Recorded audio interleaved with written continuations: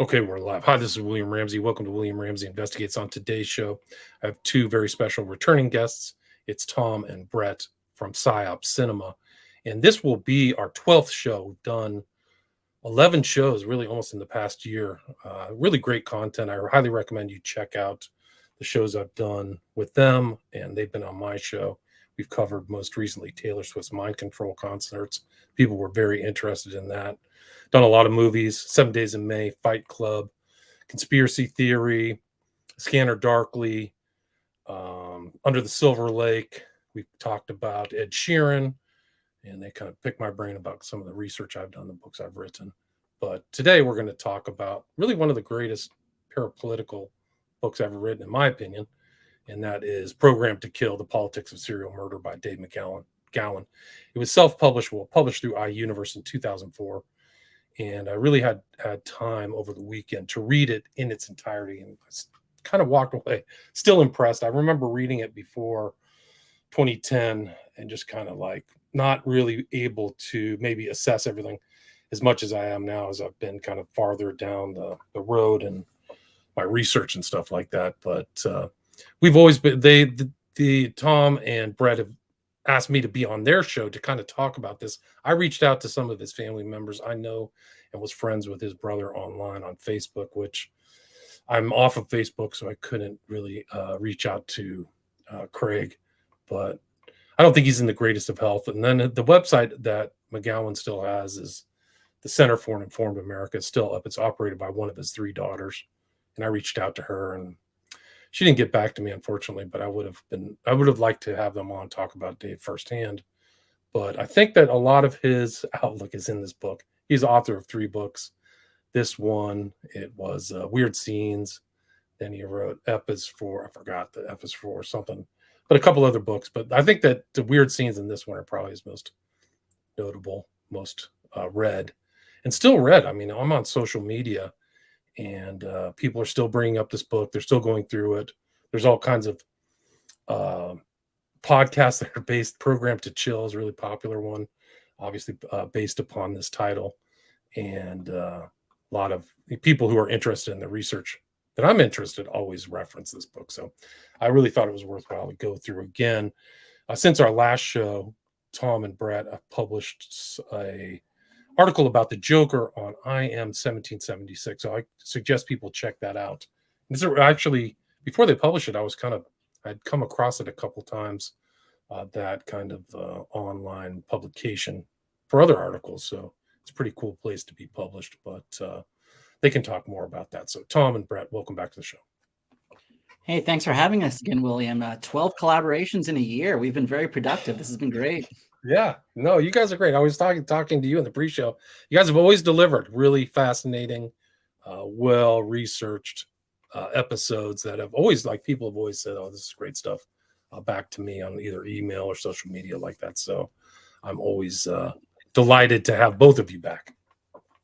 Well, yeah, thanks. Well, you thank were you. a big inspiration for the show as well, remember? So Oh, cool. Well, so for people maybe who haven't listened, I've probably people, if they listen to my show, they know you guys, but maybe you could just do a little bit of a redux and then talk about your new article, and then maybe what it was like to kind of blow the dust off of Program to Kill and kind of get back into that. Maybe was this the first time you guys read it? Maybe it's the second, or I don't know. For me, it was like the second or third time. Do one of you guys want to start? This was the first for me personally, Oh, cover to cover read I've done of it. Actually, I've read sections of it and other parts of McGowan quite frequently, actually, because his work comes up on our show a lot. We've recommended both Program to Kill and Weird Scenes Inside the Canyon on many occasions, but I have to admit that I had never actually read the book front to back until now, though I know Brett has before, but listeners of our show will especially remember us talking about it when we did our David Fincher series, because the serial killer themes come up so frequently there, in properties like Seven, like the Mindhunter TV show, Girl with the Dragon Tattoo, and others. And there, when we're talking about David Fincher as the serial killer director, McGowan's thesis was obviously hyper relevant to what we were talking about. So probably a lot of our listeners will be familiar with the thesis and with the book, but I was glad for the opportunity to actually kind of go through it with a fine tooth comb for the first time. I know Brett has a lot of thoughts about it. Just very briefly for anyone who might not know about the background of our show, Psyop Cinema. We focus on cultural engineering and Hollywood as a kind of super psyop, and we do close readings of films and of different directors' careers in order to kind of figure out what's going on with the Hollywood psyop and how it connects to related parapolitical and deep political areas of interest. And so one thing that we've talked about a lot is this importance of the Joker that, as you said, we just had an article published in I Am 1776. Great magazine. We're very proud to be published in there. We have an article called The Joker Cycle, which details this feedback loop between real life spectacular crime and media that often has to do with socially alienated young men committing those types of crimes. And the Joker, Batman villain, and broader archetype is kind of at the center of that. And so Brett and I have talked about that on our show quite a bit. We have a whole series on the Joker. In fact, it's still kind of, it's ongoing. We might be doing that on and off for quite a while, but people can check out our article, The Joker Cycle, to find out more. So that's a little bit of background. Brett, I'm sure you have some stuff to add to that. Yeah, on the article or on Dave, on our interest in Dave, because I mean we could say I would say I'm about Programmed to Kill and David McGowan, Yeah. because we're both been interested in his stuff, but you had read his work before I did, and so I'm sure that you have some stuff to add in terms of background. Yeah, I did. I read McGowan's Programmed to Kill front to back, kind of like almost back to back with weird scenes inside the canyon. I'd heard him mention on Alex Jones and other people, and it was and I guess I wanted to, like, I was just thinking as you guys were speaking, like the term I want to ascribe to McGowan is like this ingenious suspicion. He has this definitely like this hermeneutic of suspicion of a sort, right?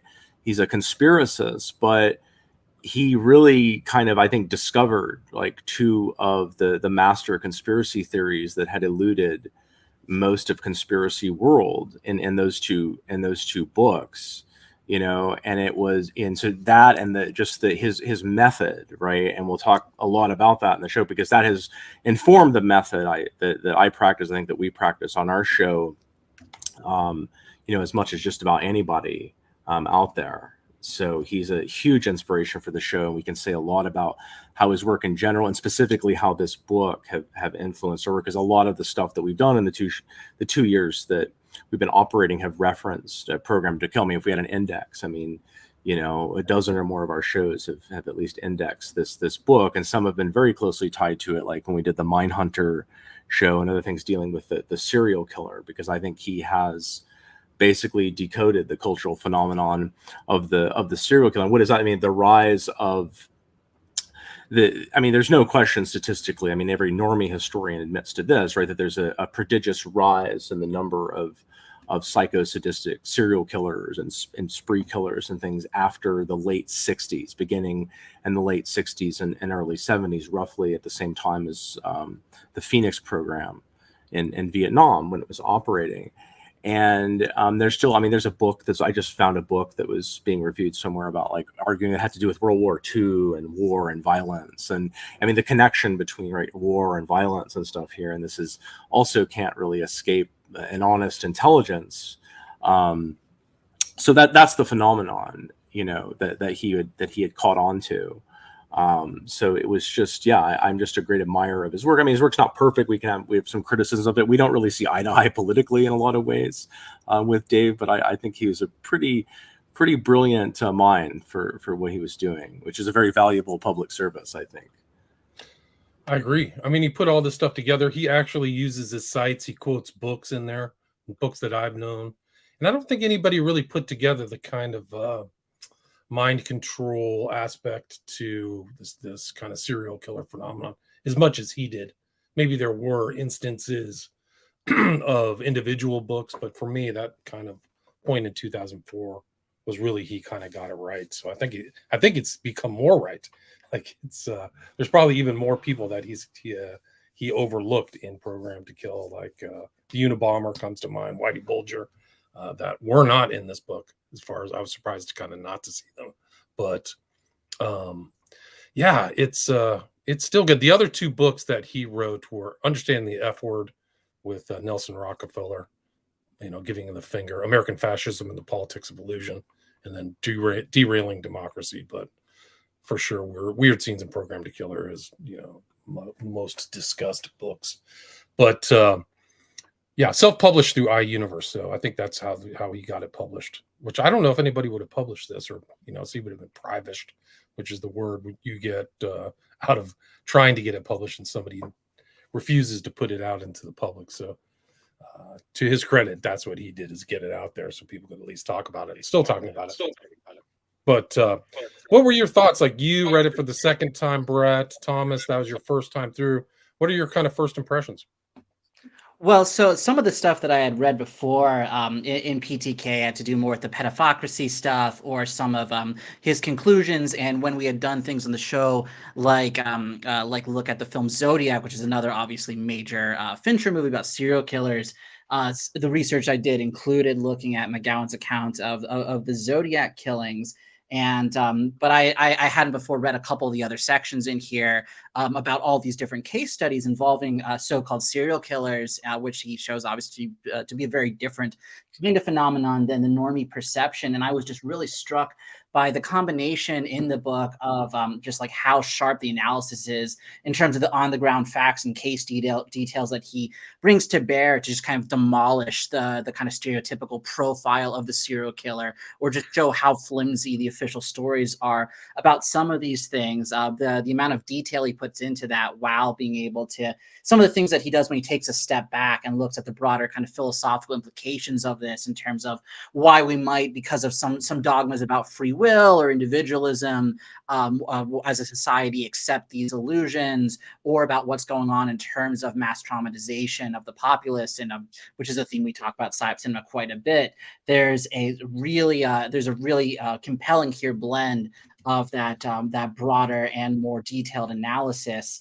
And one thing that I really appreciate about the book, and one section that I've looked at before and even referenced on Psyop Cinema before, is just his is towards the beginning, just how clearly and persuasively he makes this argument about weaponized dissociation, when he says that that dissociation occurs, the dissociative states occurs in humans, and that those states can be augmented through the affliction of severe trauma, and that there's no reason that the CIA and related factions would be ethically hesitant at trying to afflict that kind of trauma. And so then the only remaining question is, can those kind of dissociative states be controlled? And then what we know about MKUltra and related programs suggests they can. And he makes the great point that it would just be very silly to think that lone random cult leaders stumbled onto the ability to control minds at large levels, but somehow that's escaped the ability of the CIA and factions like them, that independently Charles Manson and Jim Jones and David Koresh all stumbled onto that kind of capacity, but then U.S. intelligence hasn't. It doesn't make any sense. Just he very clearly and persuasively lays out that train of logic at the beginning, and I like that quite a bit. Totally. And it's lines like that, right, where he says, like, this is what he boils it all down for you, and then, like, this is what they're trying to get you to believe, right, that this like jailbird, right, who's barely literate, a shattered mind, like, he was able to do, in like 6 months what the CIA put, billions of dollars into doing for a long time, and had all the interest in doing, right, that's what kind of charmed universe that we that we live in. But it's that kind of disillusionment, right, that it's like all of this has been in front of you, and somehow you believe something that was completely ridiculous and implausible.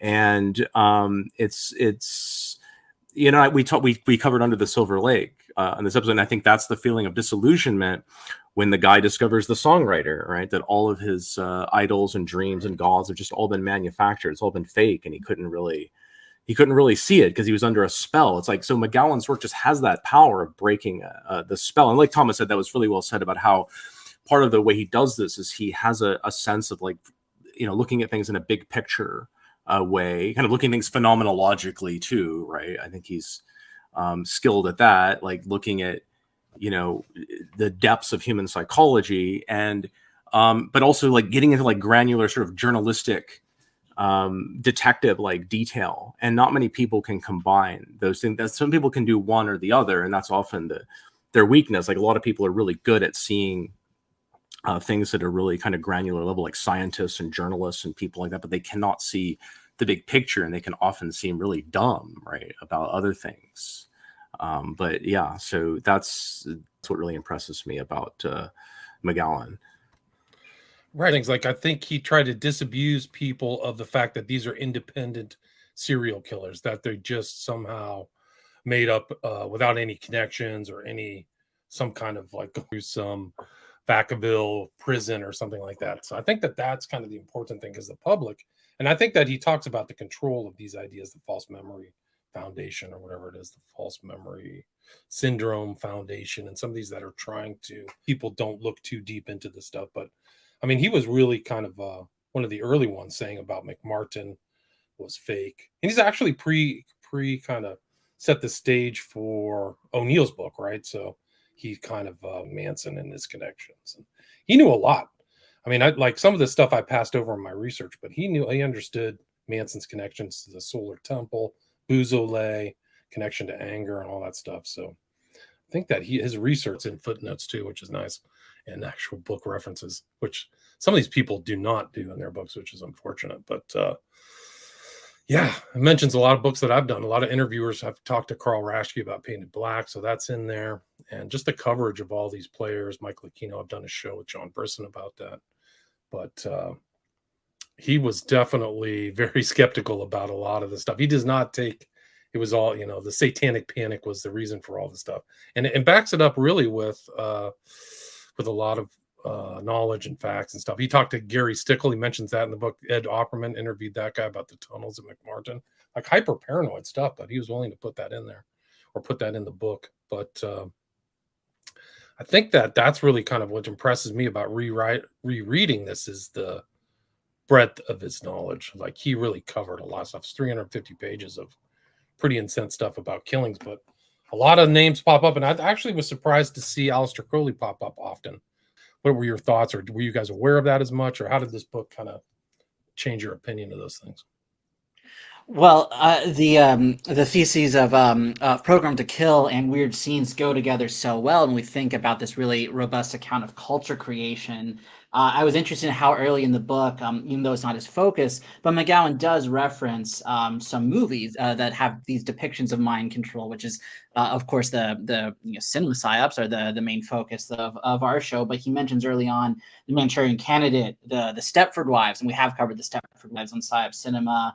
Conspiracy theory we covered on your show, Zoolander, and so that these things have popped up quite a bit. So the way that Hollywood has been used to propagate the same kind of mass traumatization from things like ritual child abuse and the ritual violence that serial killing is often a cover for. I think these ideas very naturally go well together. So I wasn't as familiar with some of the case details of these particular serial killer instances.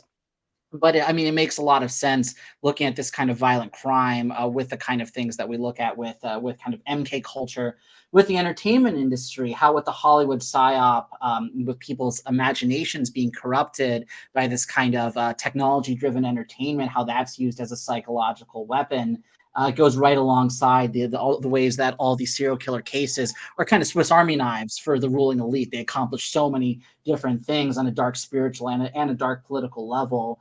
I'm glad that we have covered David Fincher on our show before, just because I mean, looking at pop culture like that is such a good compliment, I think, to the work that McGowan does in here, and looking at these the initial kind of violence and terror of these serial killer cases, and then thinking about how that's been revisited on the public over and over again, not just by depicting that kind of violence on screen, although that's a big part of it, but by getting people trapped in these traumatizing false narratives about all this darkness and evil around serial killers, that through these false narratives we're supposed to think is just random, is just this horrible fascinating darkness we're supposed to be obsessed with, as just a natural part of humanity or the ultimate part of humanity, as opposed to something that is being visited upon humanity by a ruling elite with a very specific agenda to them. So I could think again, and I hope people will look at our David Fincher episodes if they're interested in this conversation, or if they're interested in PTK more generally,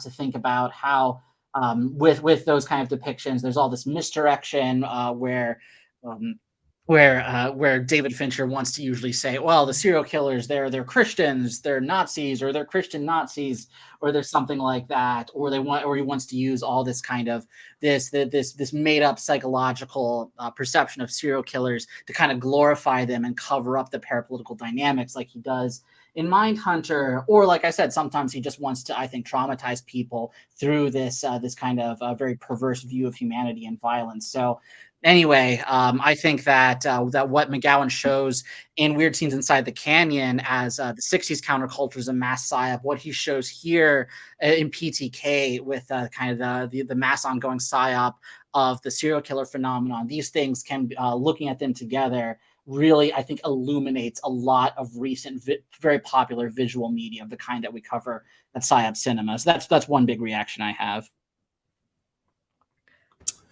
I had not. I mean, to be honest, I had not really. It not really occurred to me, right, that the serial killer phenomenon could be wired into deep politics in the way that Dave intimates in the book, and I think partly because, I think the culture is so invested in a kind of mythology of the serial killer that's been created, like whatever your relationship to it is, this kind of genius, super predator, psychosexual killer who's the sort of ubermensch, kind of dark ubermensch. I mean, it's an instantiation of what I call the dark self, actually, in that Joker Cycle article in one way. But people get so invested in it, and they get their so when they hear that Henry Lee Lucas is killing 500, 600 people, I mean, they're excited to hear about the body count. They don't want to believe it's not real. That kind of is deflating at some point. I mean, really, Oliver Stone's Natural Born Killers, I mean, got into the social pathology around the serial killer, even if it didn't reveal anything at a deep politics level about the phenomenon. But I mean, he's again, Dave is sort of disillusioning people. He's sort of breaking a spell that they're under. Now, the spell that he breaks with Weird Scenes is a different one that I was really invested in, kind of the rock and roll, pop culture and, the cult of the artist that's replaced religion. But yeah, no, it hadn't really occurred to me. But yeah, and Thomas has agreed with all of his observations. I like that phrase, the sort of Swiss Army knife, right? I mean, it's kind of hard not to believe when you think about it. You watch enough movies, right, to think that the world of sort of contract killings and serial killers and these things, that it would not somehow overlap with the world of corporate espionage and intelligence and things like that. Of course it does. And they show you this like through a glass darkly in the movies. And we can talk about a movie I can mention. I just did a premium episode about that actually depicts what Dave is. I doubt Dave has seen this movie because it's pretty obscure, Gary Busey, but it depicts exactly the scenario that he suggested here. What was the name of that movie? You sent it to me, right? What was it called? Oh, it's called The Rage from 1997. It's called The Rage. And what's interesting is it's not just a random movie. It's directed by a guy named Sidney J. Furie, who actually directed arguably the first ever obvious MK Ultra movie. I mean, you can say, of course, Manchurian Candidate is, but Ipcress File, 1965, depicts like psychic driving, electroshock, audio, visual stimulation, like beyond what you see in. It's a shorter sequence, but it's beyond what you see in A Clockwork Orange, which was 6 years after that movie. And Fury just made a bunch of national security state-related movies. He made one I Can Prove in collaboration with the DoD. So it's really sauce, as we say. Right. I mean, yeah. So that's in there. That The Rage with Busey. I have to check that out. But yeah, I mean, I think that's what kind of you talk about, how this kind of serial killer glorification has permeated the culture, and I think that he talks about that too with his conclusion. But it really has. If you look through the stuff that he covered, there are so many major documentaries that were on Netflix on some of the stuff. Henry Lee Lucas's things, Dahmer, Ramirez, Sons of Sam. And I think the Sons of Sam that he covers in this really wasn't as public knowledge maybe until recently. Like that was actually more than just Berkowitz, even though they kind of left out a lot of the ritual stuff and the process stuff from Sons of Sam, if I remember correctly. But McGowan doesn't shy away from the involvement of ritual murder, sacrifice, and the occult, which I give him credit for.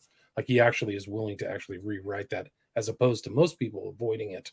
But yeah, and also this book kind of is prescient in the sense that it's like this is like almost like a kind of a baseline for all of the true crime podcasts out there. The number one genre. They cover all of these things that McGowan did even before podcasts exist in 2004. So I find that to be incredible. But yeah, but I think that really his overarching view is that these people who were kind of led to do these serial killings, whether through the Phoenix program or some other thing, were really trying to change the culture. I think that was really his conclusion at the end, is that it's all part of one vast psychological warfare operation that really peaked a long time, alongside Phoenix program.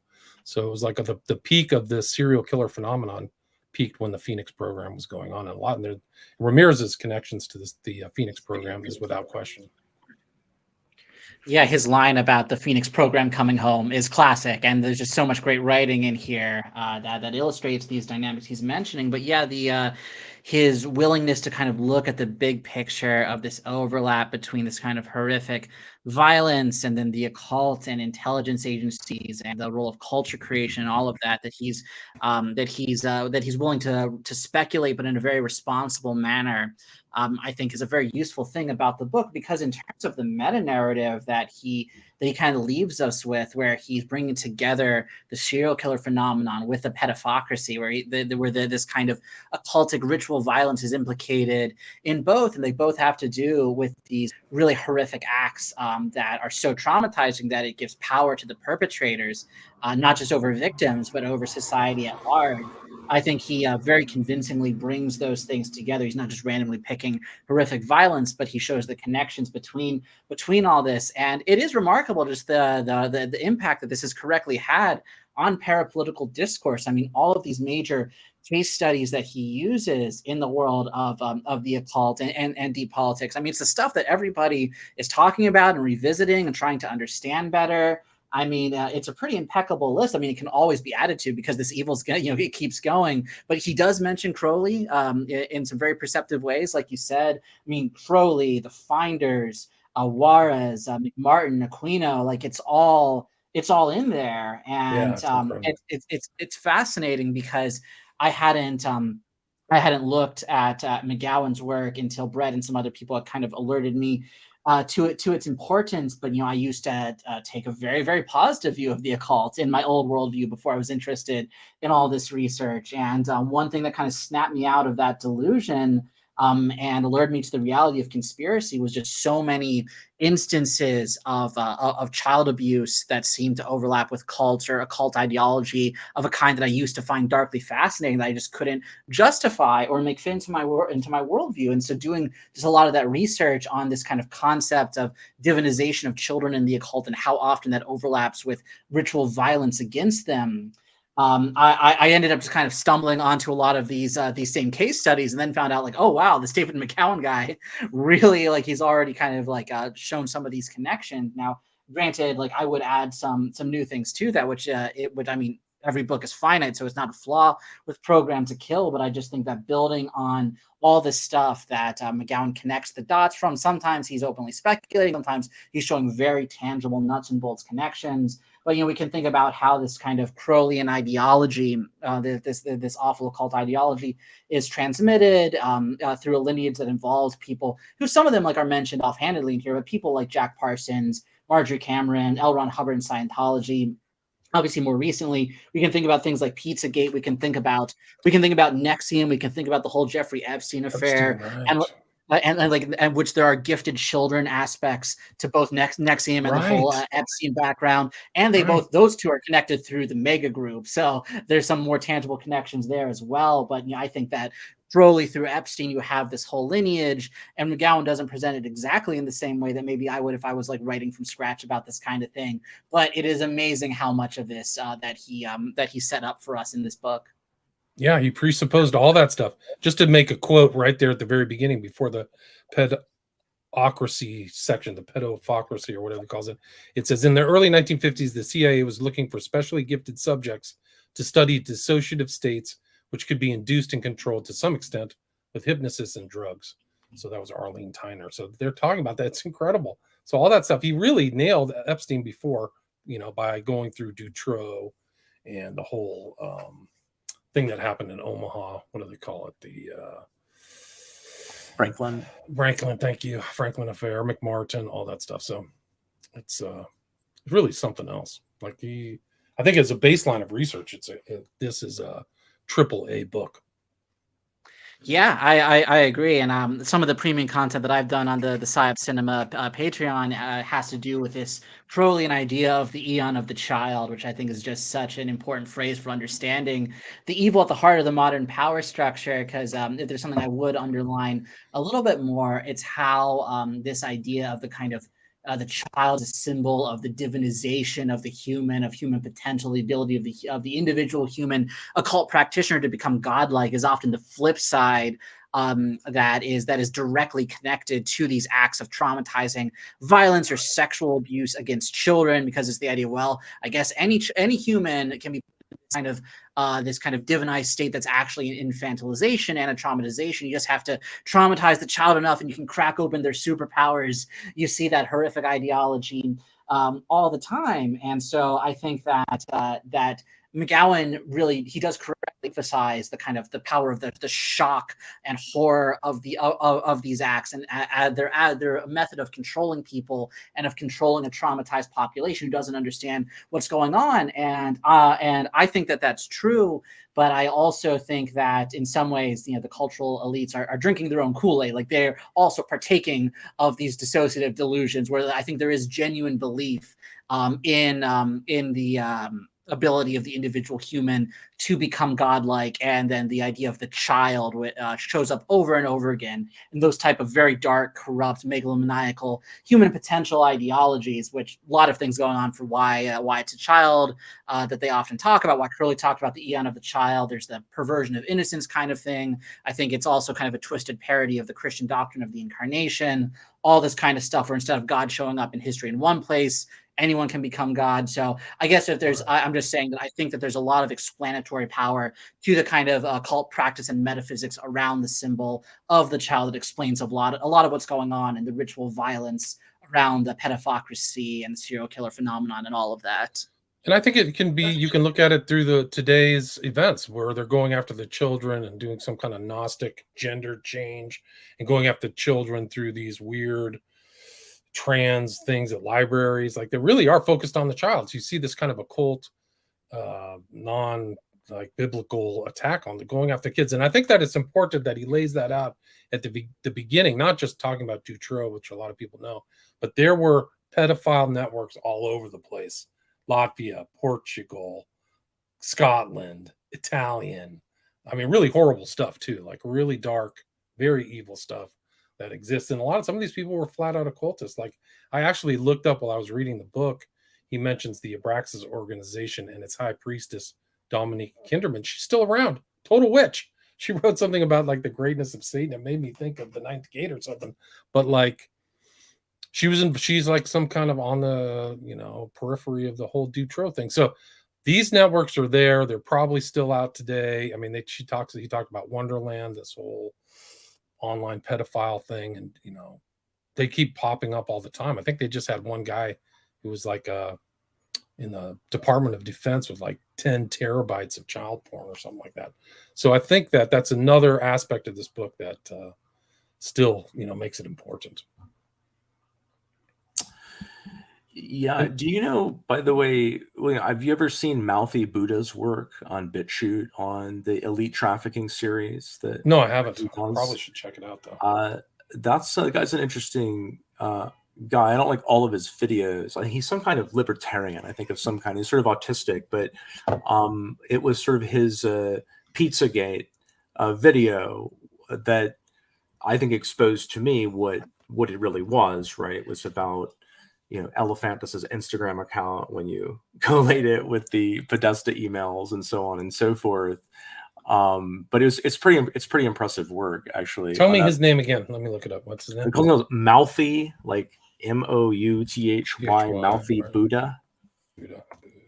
Yeah, I would highly recommend. I don't know how many There he views is, okay, that he yeah. gets, but yeah. So I mean, Dave's very like interdisciplinary, right? In a way, so he's able to and he's very knowledgeable. So he in different ways. So he knows a lot of things about conspiracy and about culture and about music and things. And in Jacques Ellul's propaganda, he said, one of the ways that Soviet opinion was controlled was not necessarily like through direct action of the law, but through a very regimented compartmentalization of society, right? Where even if somebody talked about stuff in their own purview, it really wouldn't make any difference, you know. And that's kind of what we see, right? That reminds me of the sort of the Gell-Mann amnesia effect, right? Where if you're an expert in physics and you read something in the newspaper about physics, it's nonsense, but you assume the rest of it makes sense, and you just go on living. But of course, if you know about music or something, you know that what they're writing is nonsense about that, and so on. But so I mean, I think that so Dave arrived at what I call cultural conspiracy theory, which is what we do. Right? I would say it's cultural conspiracy theory, and that's not very common, or it wasn't to me, at least. The kind of conspiracy culture I was exposed to, the sort of Oliver Stone X-Files conspiracy culture. Right. Growing up, and then the 9/11 era. Right, those conspiracies usually didn't involve. We thought that the artists and the musicians and these people, they were on our side, right? They were these like gentle flower people who were fighting the the Bechtels and Lockheed Martins of the world and that sort of thing, right? And the world just doesn't work that way. That's kind of a conspiracy. It's interesting you mentioned Stone, because he did kind of a pseudo investigation on McMartin, right? He made that movie that kind of discounted all the allegations, right? Well, that's one thing that makes me think of something else too, because I mean, we're going to analyze Oliver Stone, and I think he's a limited hangout operation who has very strong sympathies for a certain political bloc we won't say anything about. But the Netflix documentaries that you were talking about, I've watched a bunch of these, and you're right. You could say, wow, there's like, this is like Dave McGowan surely influenced us. I'm sure he did, but they're just classic limited hangout operations, and the one that seems to reveal the most is the Sons of Sam. And then it has this weird about face at the end where look at Maury Terry, he was like became an alcoholic and died, so it was all nonsense or something. It doesn't if they presented all this evidence. But yeah, those are pretty much classic limited hangout misdirection. But it's interesting how much they're willing to hang out at this point, probably because of, to no small degree, because McGowan kind of, even if people don't know McGowan, they know a lot of these ideas because he put them out there. Right. I think. Okay. And, Thomas even has a theory that the Zodiac movie was reacting to Program to Kill. And then Tarantino's Once Upon a Time in Hollywood was their response to the Laurel Canyon book. So isn't that right, Thomas? Yeah. Yeah, I think I've mentioned before on Psyop Cinema the interesting timing of some of these projects, right? Where you have you have Fincher doing things like Zodiac, when people are starting to ask some of these questions that they need to ways to integrate these facts into the overall psyop of the superculture, in the same way that something like not involving serial killers, but Under the Silver Lake involves more of weird scenes kind of conspiracies, and then that movie does reveal quite a bit, but then it still ultimately is kind of about this kind of Gnostic disorientation toward reality, where there's nothing but the mystery and it's inescapable, so you have to be reintegrated into consensus reality. But yeah, in terms of the serial killer thing, the timing of things like Mindhunter and Once Upon a Time in Hollywood, right around the time that that a book like Chaos is becoming quite popular. Right. Some of this might be coincidental, but at the very least, it's really interesting to see how well it times out when pop culture is able to like put out some kind of way for the normies to think about these things, so that they don't get the wrong idea if they encounter this kind of research on its own. Yeah, it's interesting you mentioned that, because McGowan mentions Douglas Wrestler in this book, and I've done analyses of Douglas's work on the West Memphis 3. It's an atrocity. I questioned whether he actually did any research and just had it, guest written by his co-author, but it's an atrocity. I've read his book, like it was Law and Disorder. It's terrible. And it's almost like an embarrassment. Like they don't want to touch that cultural third rail. They don't want to talk about occultism, that actually people are occult. And I think that may be something that is downplayed, if not wholly ignored in a lot of these kind of modern elements. Maybe they covered a little bit about Dahmer, but they just showed what is it, the Satanic Bible in the Dahmer series, which had not 1 million, but 1 billion views worldwide. They only did some minimal stuff, but that guy, he was heavily involved. He was involved in a lot of strange stuff. But it is interesting that Douglas is out there. I'm not impressed with the work of Douglas, but I also found it an interesting fact that wrestler grew up on the same street as John Wayne Gacy. Like, that's incredible. Like, literally right down the street. But yeah, I mean, I think that you can just see so much of that cultural currents that flow through this book. And it is interesting to see what they left out in these huge documentaries, or how their conclusions kind of did that. Just like you said about Zodiac and these other ones, that they're kind of like they're fuzzy at the end. They don't come to that real conclusion. The conclusion that McGowan had, right? Right. I mean, there's all the difference in the world between seeing these things, whether it's this kind of ritual violence you see around serial killers in general, as is most of the research in PTK is dissecting, or just around the idea of interest in the occult or Satanism. These things, if they're random, if it's just, some weird person doing weird stuff for some weird reason, versus some degree of coherence and organization, even across generations about this. And I think that that's a really important thing that McGowan does in PTK, is that he really does show that the modern world is a very dark place, because it's very hard to deny this evidence for something like a pedophocracy, and people can debate the specifics or debate like what those connections look like, or how much of this is intentional versus random evil. But he does really show that the things like the involvement of intelligence agencies, purposeful mind control on individual and society-wide levels, and the influence of very, very dark, twisted, violent occult ideologies, that these things are much more formally organized than most people want to admit. Right.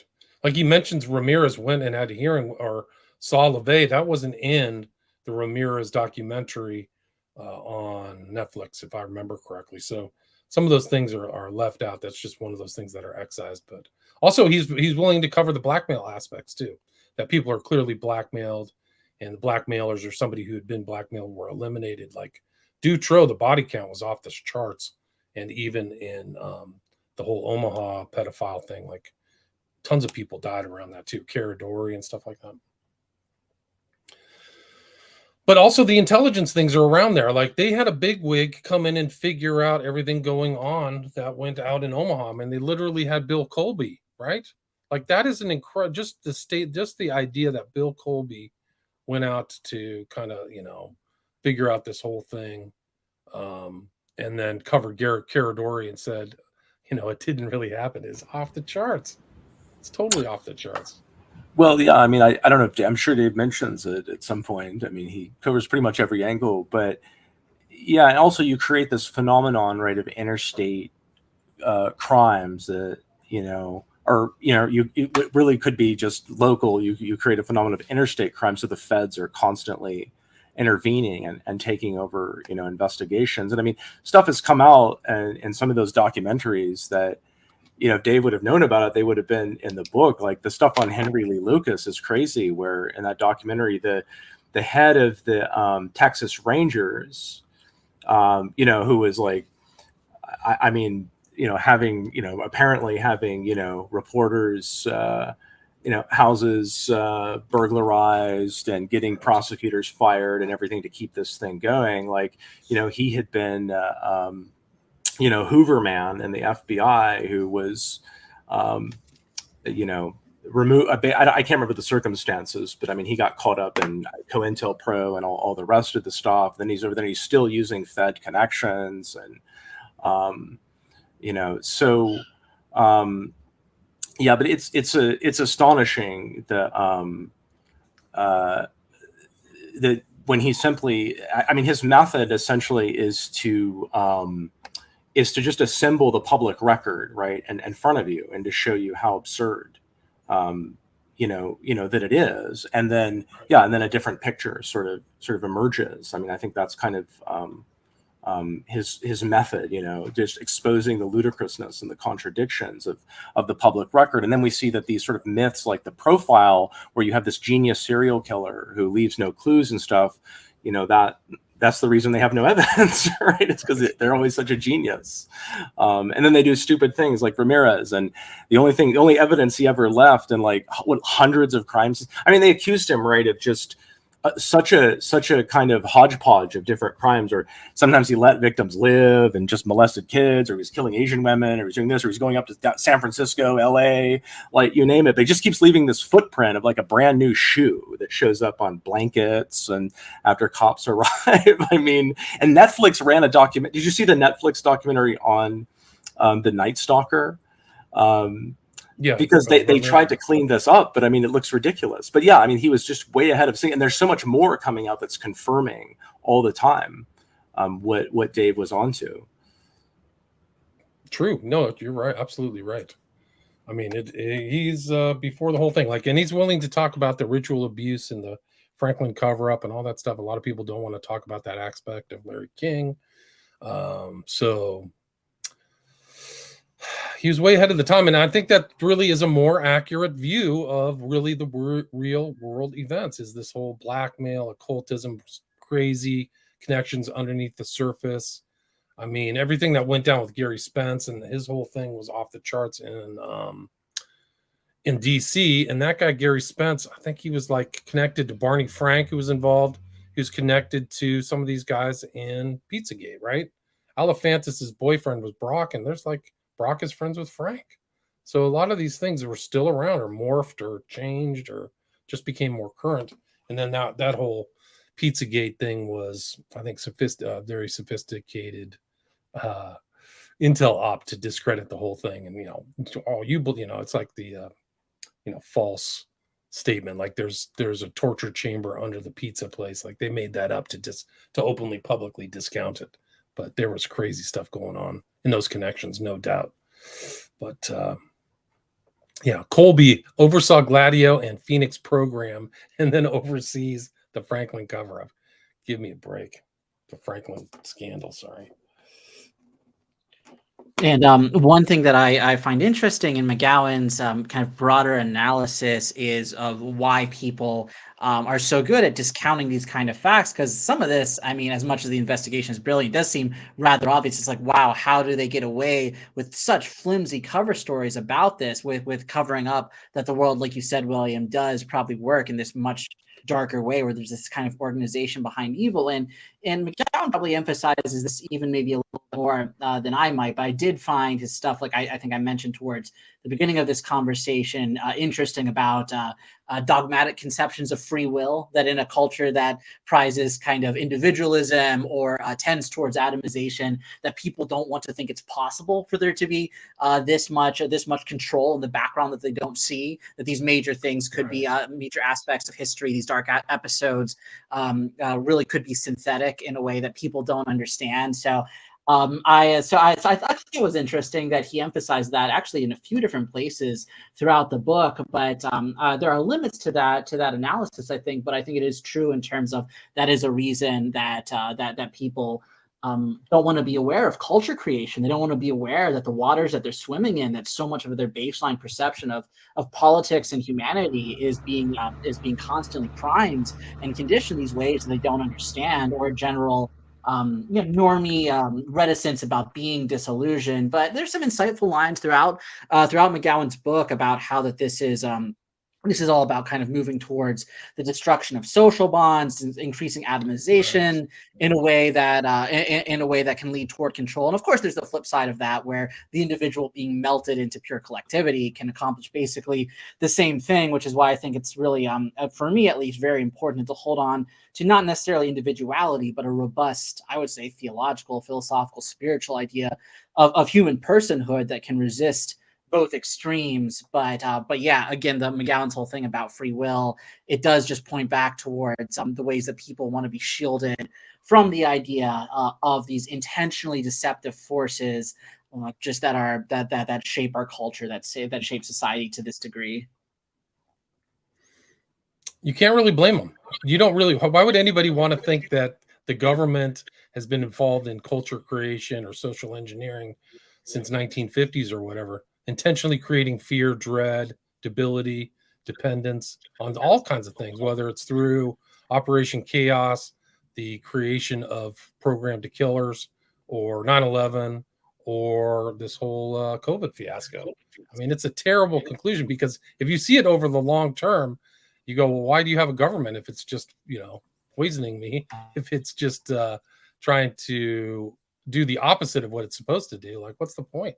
Like, that's the incredible thing, is like, it hasn't really stopped. It only stopped when people realize that that's what they're doing. And I think that's one of the benefits of Program to Kill, is that it's really just kind of a sober,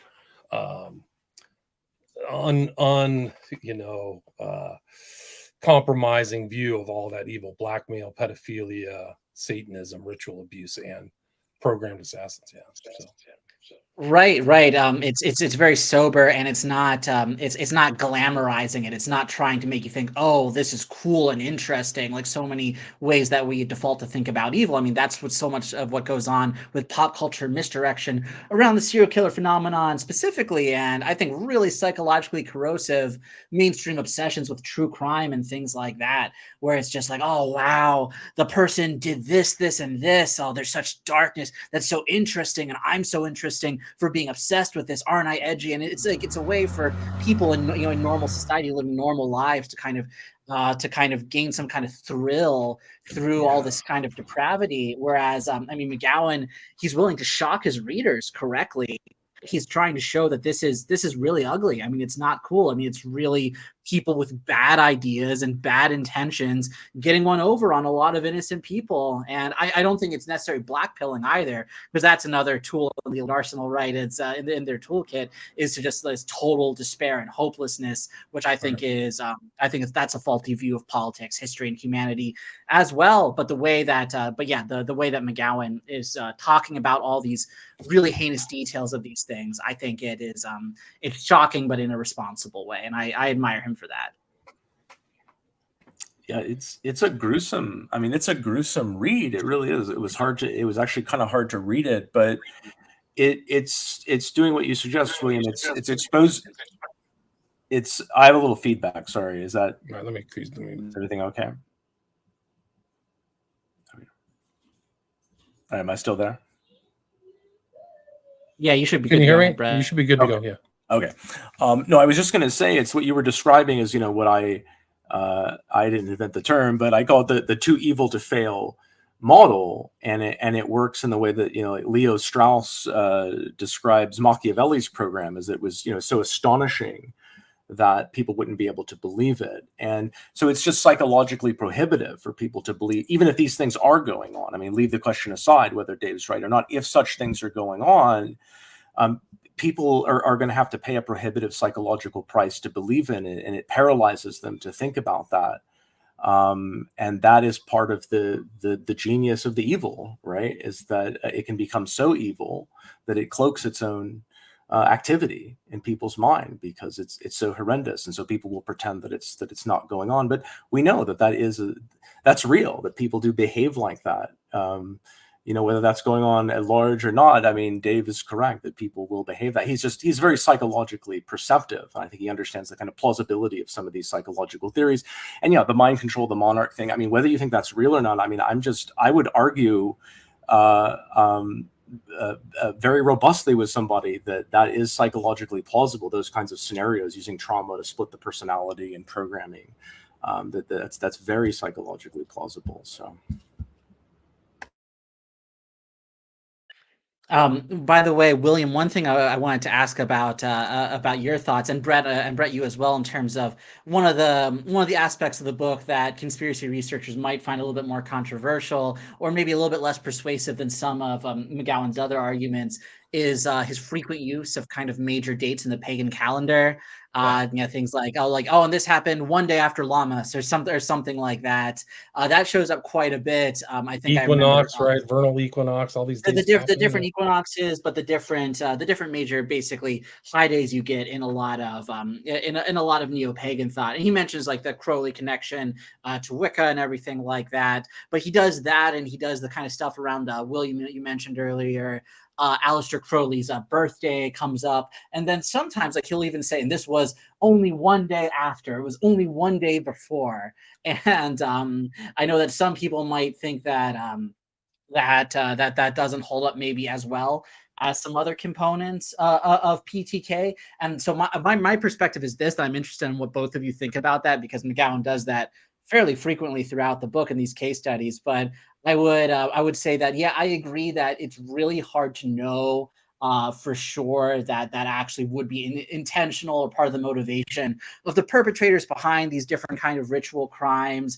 But two things I would offer in defense of maybe McGowan's speculation in that direction is that I remember reading in one major Crowley biography when I was doing research on him, as I often unfortunately find myself having to do, about an anecdote where Crowley is doing one of his major rituals, and he's doing numerology as as part of that, and he comes to a couple numbers, and Crowley finds that both of the numbers are only one digit away of being kind of hits for for significant correspondences, like 103 rather than 104, and I think like 417 instead of 418 or something like that.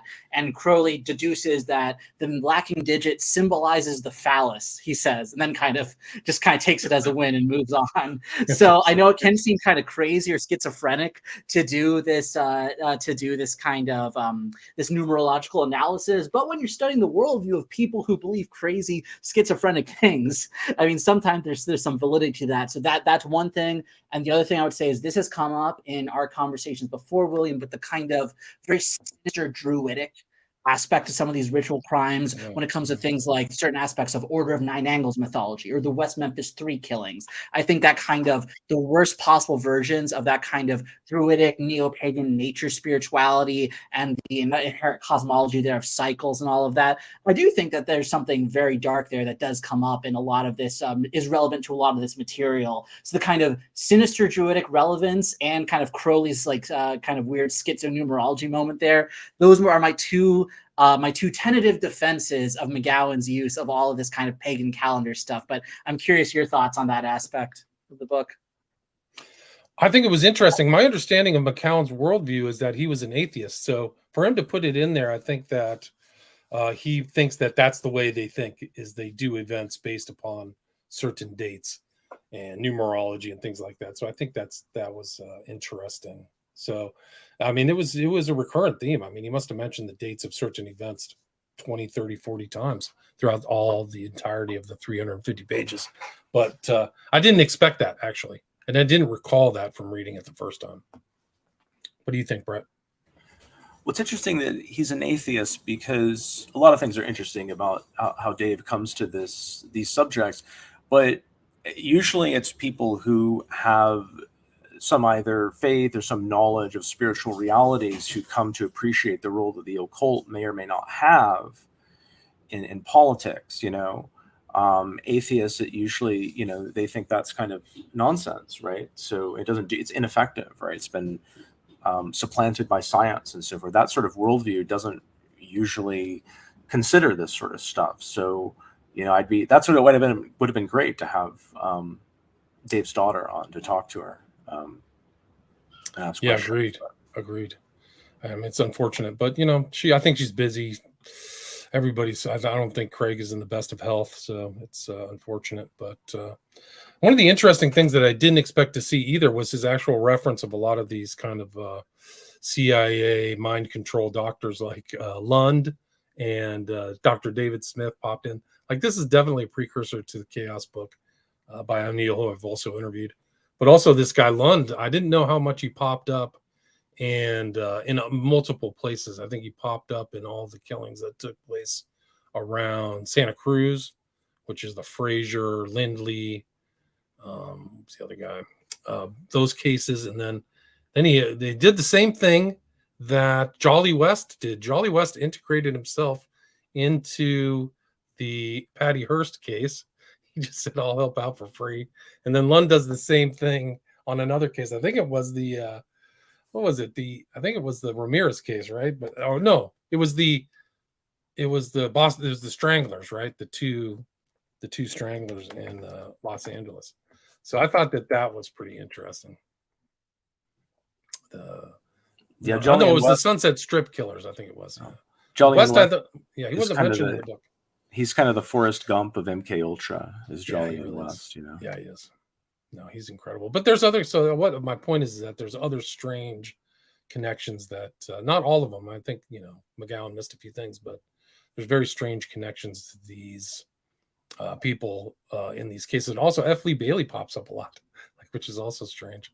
Like in the Boston Strangler, Hearst. Yeah, interesting.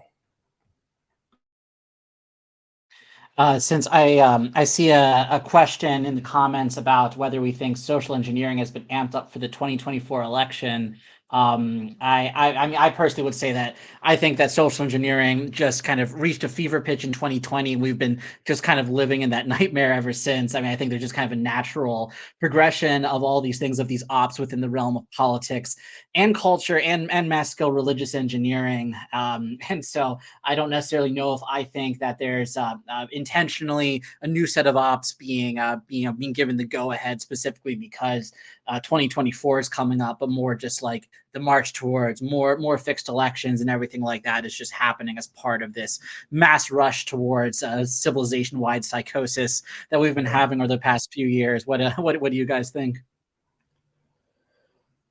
Brett, you want to handle that one? No, I don't. Yeah, I would say that we're in a psychosis. Yeah, it's mass formation psychosis of all things. There's no interpretation of a woman. It's almost like a cult worldview where you're your own god. You can just impose your will on reality. And, I think the whole UFO obsession, there's just no evidence. It's just a huge psyop for me. And that seems to be a very important part of kind of the modern culture, or the recent internet culture, as far as I can see it, is that there's always some kind of UFO disclosure. It's right around the corner. And this guy, Greer or whatever. I mean, there's so many occultists guiding the UFO story. It would probably shock people to know how many of these guys are involved in ritual magic and stuff like that. So I think that, probably tons of psyops. I think some of these more recent killer, the Gilroy Garlic Festival guy was probably somebody was tinkering around with, maybe Crimo, whatever. And definitely the guy in Buffalo had an FBI handler who went to Buffalo and shot all those people. So I think these kind of definitely Phoenix program scare the living daylights out of the public and make them full of dread and misery, I think that's just one aspect. I think it's really become a very sinister, multi-pronged assault on humanity. It's really terrible. Yeah, I agree. And with the UFO thing that you mentioned, people can check out the recent interview that Brett and I did of the Collins brothers for their book Invoking the Beyond, where we go really in depth into their UFO psyop research, which is some of the best on the subject, in my opinion. And we go into Spielberg's Close Encounters of the Third Kind in that interview. And I think the UFO psyop is here to stay, and I think it's going to go through a lot of different stages that are going to help it, give it some unfortunate longevity, despite the lack of, I think, actual evidence there for what they're saying is going on. But yeah, I think that the seeds for that were planted long ago, and we can still see that unfolding. And yeah, William, that's a great point in terms of how many occult thinkers are driving this kind of stuff, even though it might not seem like it to the normies who are just first hearing about the mainstreaming of things like UFO research and government UFO research programs and all of that. And that's that makes it interesting that McGowan is an atheist, as you say, just because. I mean, I think that for a lot of people, they're going to find that a pure materialistic, atheistic worldview doesn't cut it for most people when they are really exposed to the power of the occult in shaping political undercurrents and these very sinister aspects of the modern world. I mean, there's so much spookiness there. I mean, more power to McGowan if he was able to kind of maintain a coherent picture of all of that. But I know that for a lot of people, the kind of craziness of all these interlaced psyops leads them to a spiritual perspective on these things. And just like I personally don't think that a purely material worldview explains what's going on with the spiritual warfare aspect of all of this stuff, which is why I don't think it's a very popular worldview in terms of conspiracy stuff. People usually have some kind of spiritual undercurrent to all of this, but you have that, but then you also have, I think, a lot of really unsatisfactory divisions between, well, this is the good occult and this is the bad occult. This is the good new spirituality and this is the bad new spirituality. I mean, people even defend Crowley that way. I've seen people say, "Well, Crowley was a white magician. He wasn't like all these bad Illuminati people." So there's all these, I think, very unpersuasive divisions between kind of good magic, bad magic, which is why I find kind of a robust theological worldview that can divide categories of theosis, of mysticism as understood historically by Christianity versus occult apotheosis. I think that that's really essential and very helpful, especially for the way that I've come to understand all of this. But I mean, even for those who don't take that same perspective, I'm at least very glad that McGowan has woken up a lot of people to the fact that no matter what you think of the occult and the metaphysics behind it, it is empirically verifiable as a shaping force in the modern world. I just think most people are going to end up taking a more spiritual perspective than maybe he did on the topic. Well said. I totally agree with you. What do you think, Brett?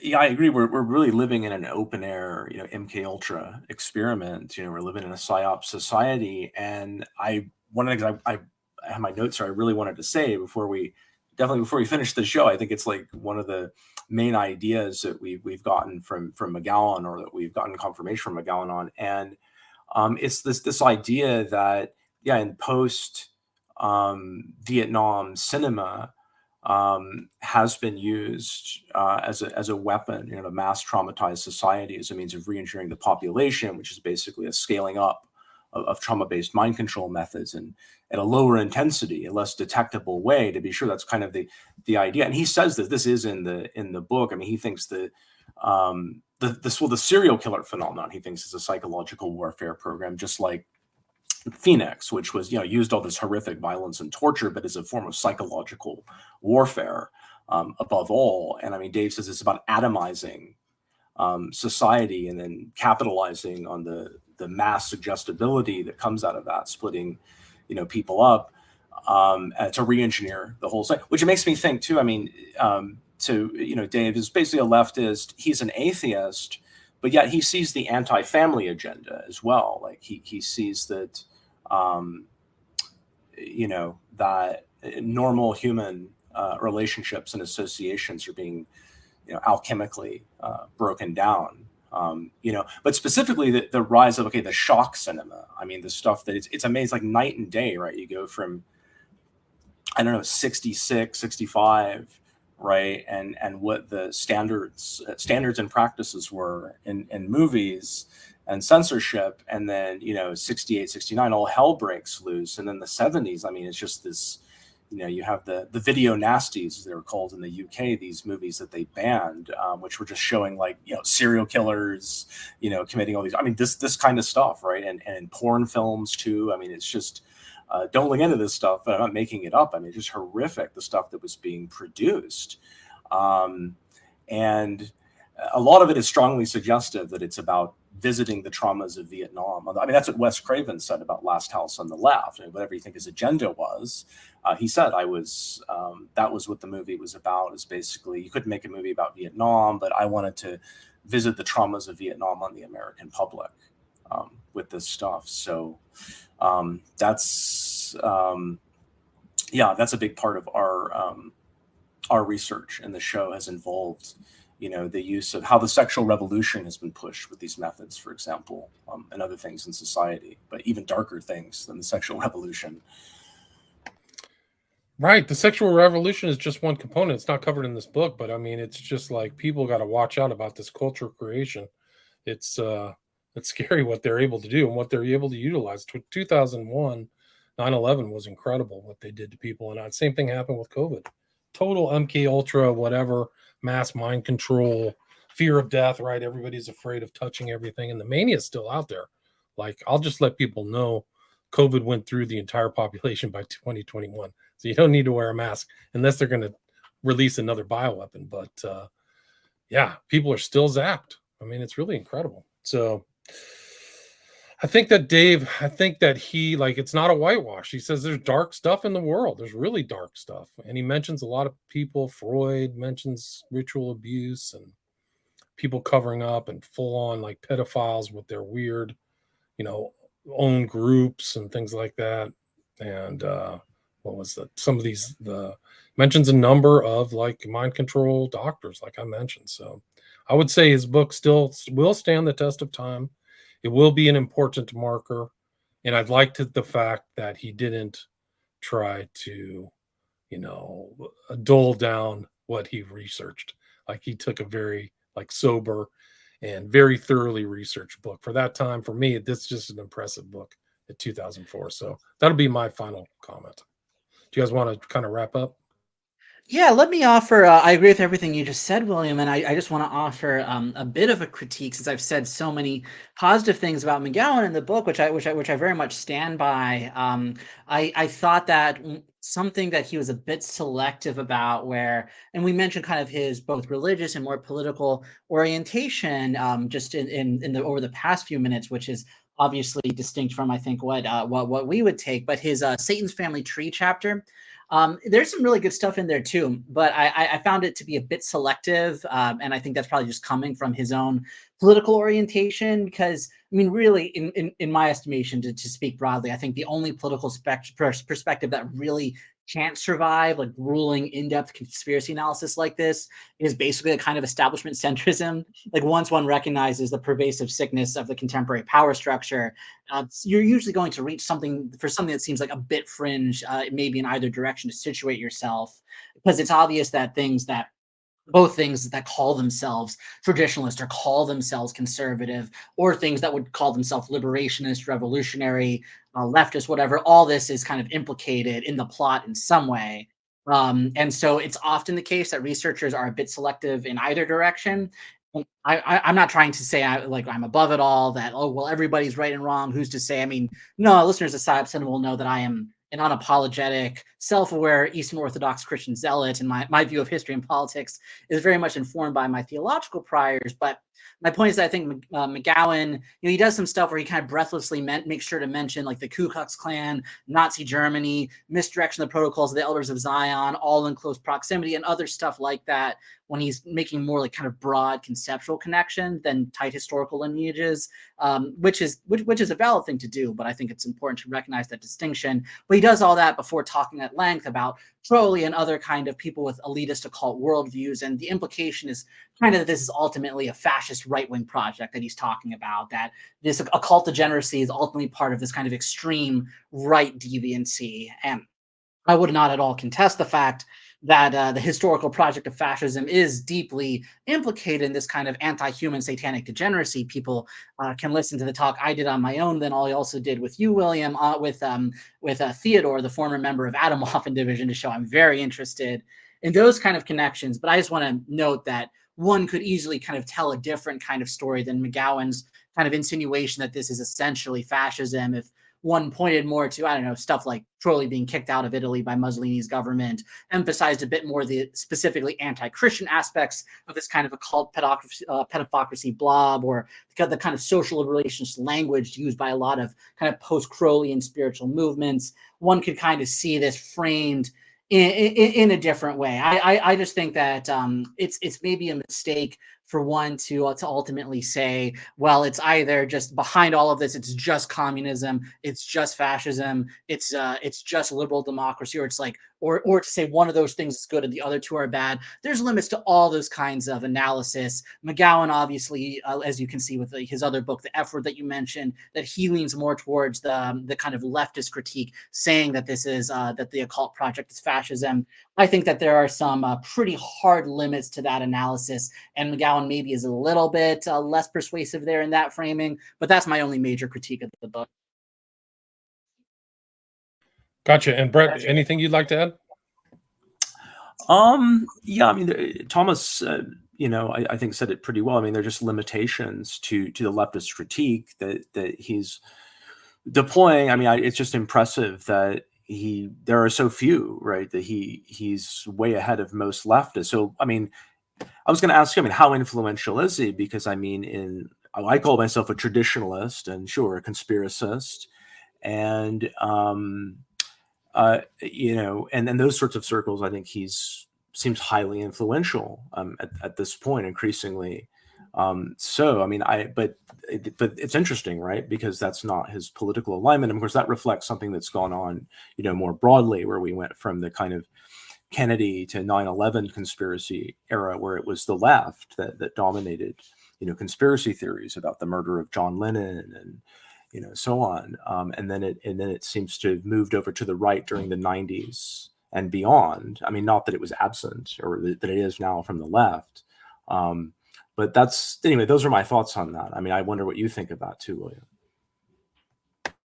I mean, it's a good point. I think that for him, just to kind of lay it out for me, I didn't see overt kind of political biases or bias in this whole book.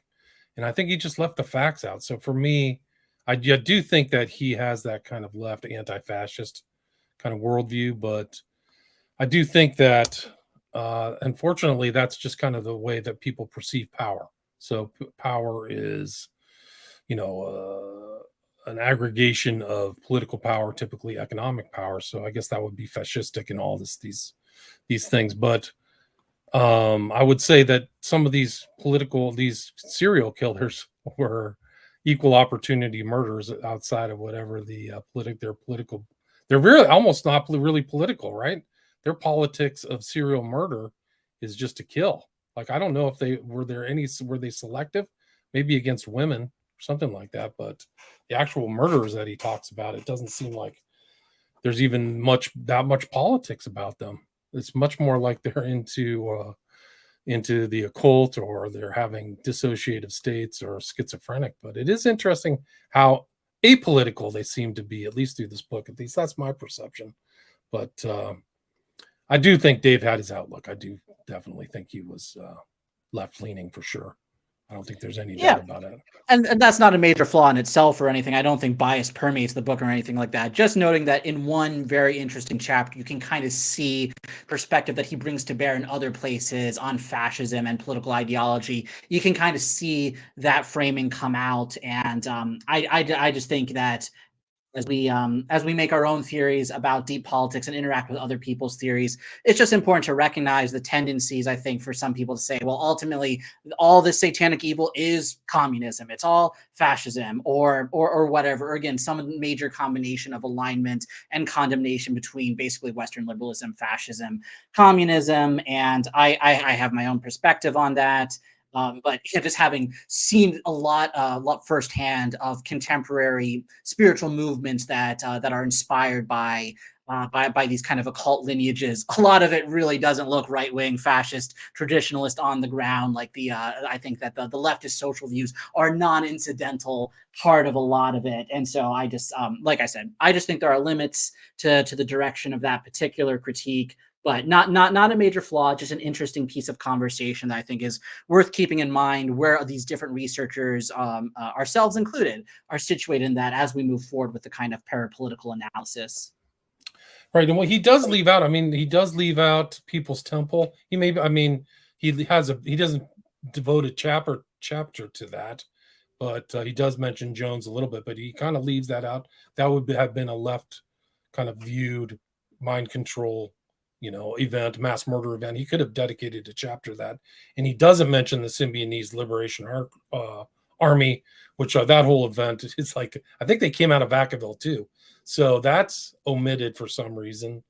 Maybe he's, what was the guy's name? I forgot the head of it, but he wasn't maybe a serial killer, but Donald DeFreeze. Thank you, Donald DeFreeze. Yeah. But he does kind of briefly mention, so he could have maybe emphasized more than that. I think that would go to your kind of position that he's definitely left-leaning and maybe omitted certain stuff. Sure, just the quest for the creation of the new man and global government. It's everywhere. It's just good to be ever vigilant. And let me also throw in that that McGowan wagging the moon doggy is great. His thing about the moon landing being fake, I find very, very persuasive. So if people who like McGowan haven't read that, I hope they do. And his stuff on the whole conspiracy to kill Lincoln was brilliant too, which is not in a book form. It's unfortunate. I think those, if I was his daughters, one of his daughters may be listening to this, you should get that into some form of book form. Wagging the Moon Doggy or both. Just put them out there so people can read them on Kindle or something like that, instead of having to go through to his website, which is still up. So I'll put a link to his website. And as far as websites are concerned, why don't you guys talk about what you've been working on your podcast, on Patreon, and what you have on the horizon? I really hope people check out our Patreon to listen to a series that Brett is working on, a sub-series of his monarch research that he does for our Patreon, and it's a few episodes on Return to Oz. So I don't know, maybe Brett, you can plug a little bit more about that if you want, but it's just, I think it's some of the best work that we've ever put up on our Patreon. And in addition to that, we are going to do an episode on Sound of Freedom and Jim Caviezel within the next few weeks, and we have a lot of thoughts on that. It's a complicated topic, I will say, but we are planning on doing that soon. There's going to be I'm going to do an interview with Jamie Hanshaw about Disney, her research on that soon. We're going to be talking about Fantasia and Monsters Inc. there. So that's a couple episodes coming up, and people can get all of our content on our Patreon, patreon.com/Psyop Cinema, including the Return to Oz stuff from Brett, otherwise at Cinema Psyop on Twitter and psyop-cinema.com. Anything you'd like to add, Brett, before we wrap it up? Yeah, well, I mean, so A Return to Oz, if you don't know it, is an Oz movie made by Disney in the mid-'80s that depicts a girl at the turn of the 20th century anachronistically being electroshocked and then dissociating into the Oz world. It's just people are familiar with it, they'll know it's a pretty over-the-top MK movie. So I'm analyzing it in a series that I do where I look at these monarch mind control tropes in cinema and relate them to some of the information that's out there allegedly by monarch survivors. I never got a chance to mention The Eyes of Laura Mars, which is a movie that was written by John Carpenter, directed by Irving Kershner, who did Empire Strikes Back. I believe that's the same guy.